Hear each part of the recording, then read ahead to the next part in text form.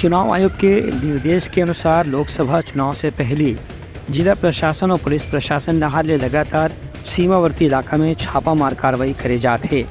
ये मकत को गाँव नकदी, सोना चांदी के आभूषण और नशीला पदार्थ के तस्करी के मामला भी सामने आवा थे।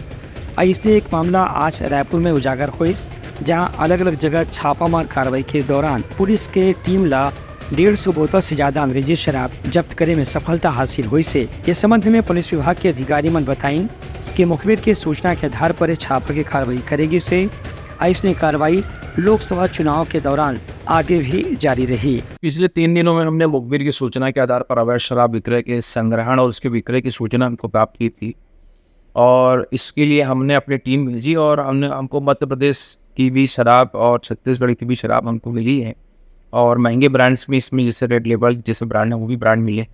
153 लीटर शराब हमने इसमें जब्त की है और अलग अलग प्रकरणों में हमने 9 आरोपियों को जेल भेजा। छापामार कार्रवाई के नेतृत्व करने वाला पुलिस अधिकारी के कहना रही से कि जब्त करे गए शराब की कीमत 2 लाख रुपए से अधिक है।